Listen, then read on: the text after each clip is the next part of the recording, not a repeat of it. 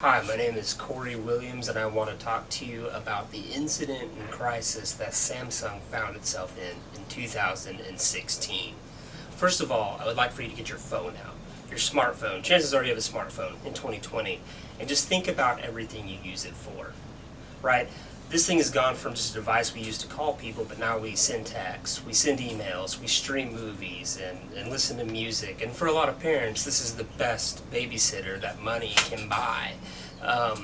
Now imagine that your smartphone is a ticking time bomb, that at any moment it could catch fire and explode. And I'm going to ask you, would you buy that phone? Would you use that company? If you bought a product and it blew up or caught fire, would you buy more products from that company? Now, this is the problem that Samsung, an electronics company, found itself in 2016 with their smartphone, the Galaxy Note 7. Now, there is a corporate responsibility for companies, a self-regulation that a company owes to the public, right? Set forth by the company and even the public to a degree. And the corporate responsibility of Samsung as an electronics company is not only to provide the product that they market that can do what it says or what that they say it can do, but also to provide a safe product, a product that's not harmful to its customers, right? And so what happened in 2016 is Samsung released a smartphone, the Galaxy Note 7, and the crisis was that the phone could potentially catch fire and explode due to a fault in the battery. And so the goal of this presentation is to essentially go through the image repair that they put on their company so that despite the fact that they put out a potentially harmful product in a smartphone that was capable of exploding and catching fire when it overheated, that cost Samsung billions of dollars in the long run. But how Samsung, using proper image repair techniques, managed to come out the other end, not only becoming even more successful within the smartphone market, but maintaining its place as the number 2 smartphone company in the world, right behind Apple. So Samsung proved that a crisis, a potentially catastrophic crisis, doesn't mean the end of a company if the company is willing to do the correct actions. And so Samsung, through a combination of essentially effective corrective action by identifying the problem, getting a problematic product off the market as fast as possible, and then implementing new safety protocols, was able to do this, to essentially save its company and then continue to succeed. And so, first of all, image repair theory. Let's discuss that. Image repair theory is a set of techniques that companies can use in a crisis to navigate that crisis and come out the other end still successful, keeping the trust of its customer base, and essentially not letting it destroy them from the inside out. So it's comprised of 5 typologies, essentially. The first being denial, which is exactly what that is, which is when a company says this is not our fault. We deny that this is a thing. We deny that this is even happening, which is a very, very, very risky move for a company to do. There's also evading responsibility, which is saying, yes, there's a problem, but it's not our fault. We didn't do it. Then reducing offensiveness, which is essentially saying, this isn't a crisis, this is a small problem, it's being blown out of proportion, it's not that big of a deal, it's just taking something serious and saying it's not so serious. Also, those first 3 are probably the most risky thing that companies can do. Again, it's just almost immature, juvenile in a way. However, these last 2 are probably more successful forms of image repair for a company like Samsung, which would be corrective action, which is essentially saying, yes, there's a problem, we're identifying the problem, and we are going to fix that problem. And then mortification, which is humbleness, which is just saying, we're embarrassed by this. This is below our standards as a company, and we are going to do better in the future. And so that is image repair theory. Those are the different forms that a company can take in a crisis situation to try and right the ship. You know, some are risky, some are less risky, less riskier than others, but they all have different forms of success. So let's break down essentially what happened to Samsung in 2016. In 2016, in August of 2016, Samsung released its Galaxy Note 7, which they put out a couple of months, or a month before their biggest competitor, Apple, got their iPhone on the market. So they were the first to market, which is a big deal for a software or electronics companies to get their product first. And so they got this product, the Galaxy Note 7, on the market in August of 2016. However, within days of this phone's release, there were reports of the phone overheating and then catching fire, and in some instances even exploding. And now, of course, this is bad if you're an electronics company, if you're any company that you put out a product that is potentially harmful. And so within days of this is going on. Within a month, replacement phones are doing the exact same thing when Samsung chooses to try and replace some of these defective phones. And then by October, these phones are banned from airplanes, they're banned from flights, and Samsung has to concede that there's a real issue, and they cease production on the phone and pull it from the marketplace entirely. So we need to so that's the synopsis of what happened. Is Samsung put out a faulty product that was potentially harmful and dangerous to people, causing some serious injury to a few people. And so let's dissect this, and let's dissect this and put how image repair and the specific techniques of image repair that they used, and how they came out the other side of this, right? And so initially, Samsung did not do well out the gate. They were very slow to response when the initial incidents of their phones catching fire happened. They did not.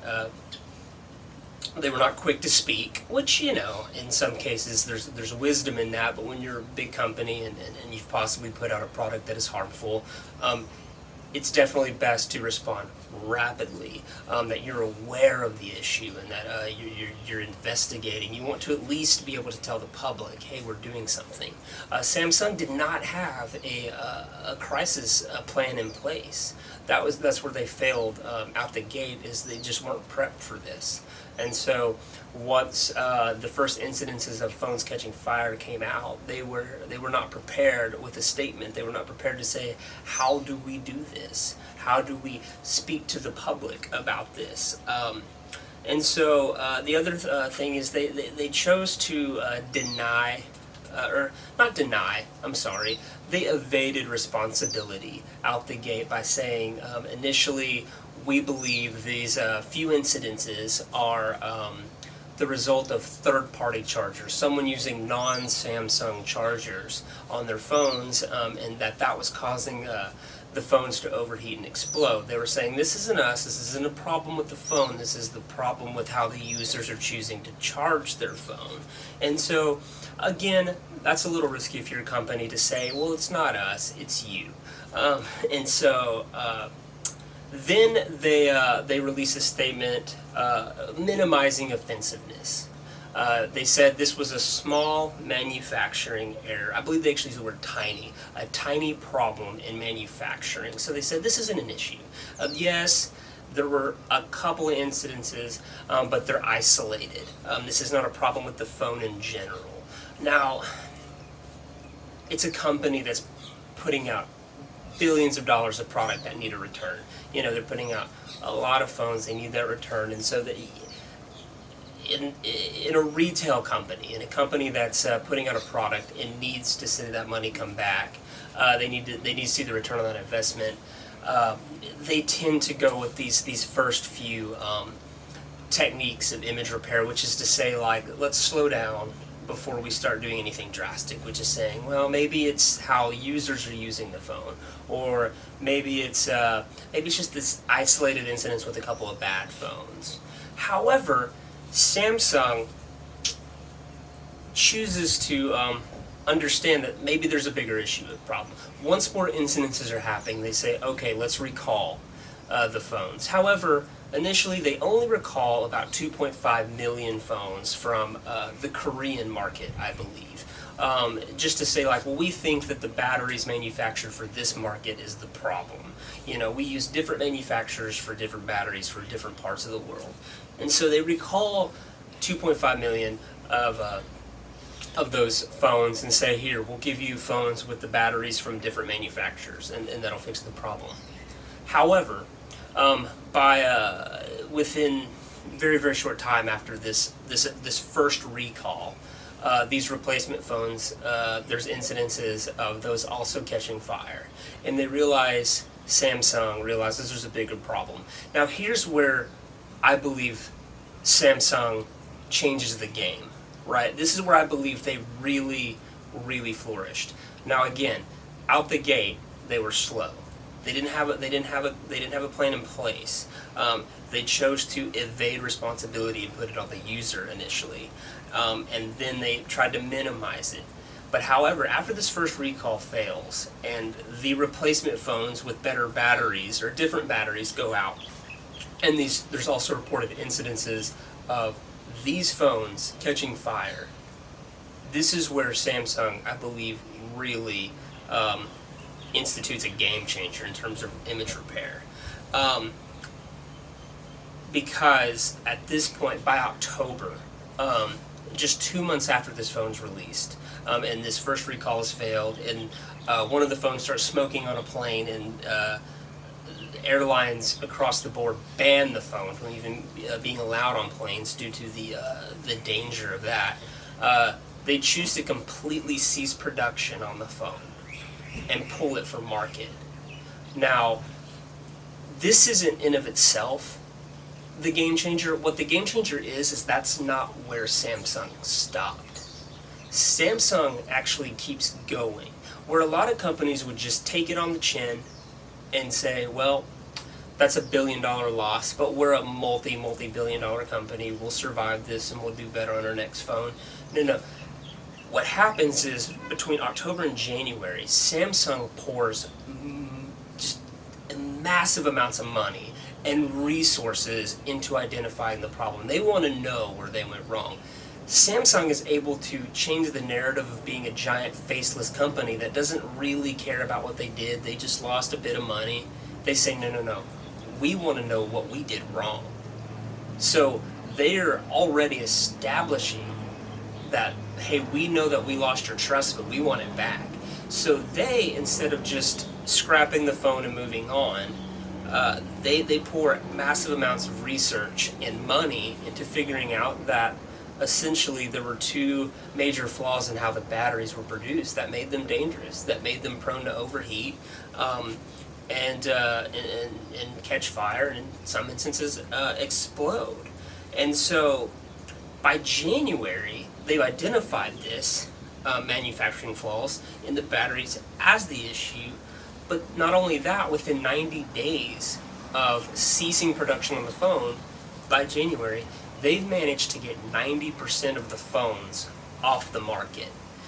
They didn't just let people have these dangerous phones. They actually said, no, now we understand that they're dangerous, and we need to pull them off. And so they put out a massive recall program, a massive refund program, getting them back, to the point they actually had trade-in booths at major airports that say, if you have one, visit one of these booths and let's get your phone. Let's get you a new phone, and we need that phone back. And to this day, I believe they said they've pulled 98% of these phones off of the market entirely, which is incredible. That, in of itself, is a company that says, That's mortification. That's saying, hey, we're embarrassed by this, we messed up, but we're going to do better.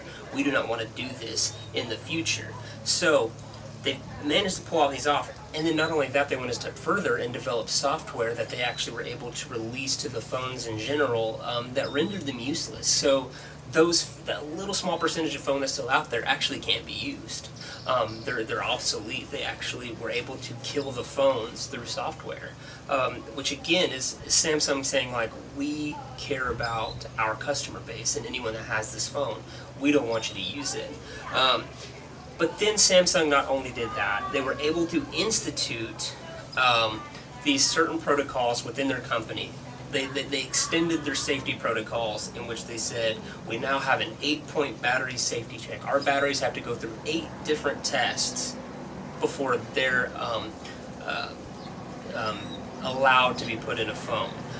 They have a multi-layer safety measures, and they have now actually created a battery advisory group for all future phone productions. They've completely changed the game in how they're going to handle phones and how they're produced. They have shown that they in no way, shape, or form ever want to put people in danger again. And so by doing this, Samsung again was able to accidentally, but recklessly put out a phone that didn't go through enough testing, that turned out to be very potentially dangerous, which could absolutely kill even a large company like Samsung. But they managed to maintain their place as essentially the number 2 producer of smartphones. So again, at the beginning, when I asked you, would you buy that phone again, your gut feeling is probably no. No, if I had a phone that caught fire, or in any way, shape, or form, put me or anyone I love in danger by having it, your gut instinct is to say no. But somehow Samsung, through great image repair techniques, managed to do that. Managed to get people who had those phones to say, well, I'm going to keep buying this. I trust Samsung because of what they did. So companies really need to look at that. How Samsung managed to change the narrative of being this large faceless company that just cares about that bottom line, but to really just treating their customer base like humans, to say like, oh, well, we actually realized what we did was very, very reckless, and we're going to pour. Not only are we going to take this $17 billion loss on essentially ceasing production on a product that we put out there as a massive competitor to Apple, but we're going to pour even more money into fixing it, into making sure that we don't do that again. So they recall this thing and they kill the production of the Note 7, but they put people first. They put people in front of that bottom line. They put people in front of that product. And so Samsung bettered themselves as a company. This is an issue of anyone who finds themselves entering a problem, entering troubled waters, entering a season of great conflict, and using it to better themselves. Samsung proved that a company can do this. Samsung proved that a company can hit a wall, can go through a crisis of mass proportion, and they're an electronics company. Those are everywhere. Those are a dime a dozen. Those, it's not like they're like they have a monopoly on something that they were able to just kind of brush this off and say, well, you need us as a company.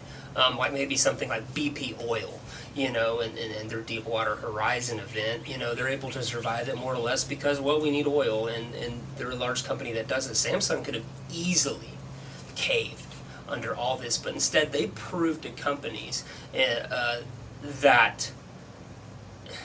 you can survive this, that you can completely thrive as a company by not worrying about the bottom line as much as you worry about that customer base.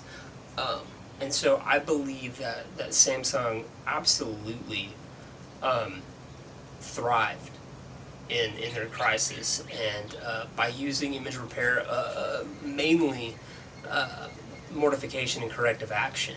Those last two really probably the most hard of the image repair techniques that a company can use. It's hard. You got to kill your pride. You got to not worry about that bottom line. But man, it's amazing that Samsung is still a company after that. But not only are they a company, they're still a very successful company.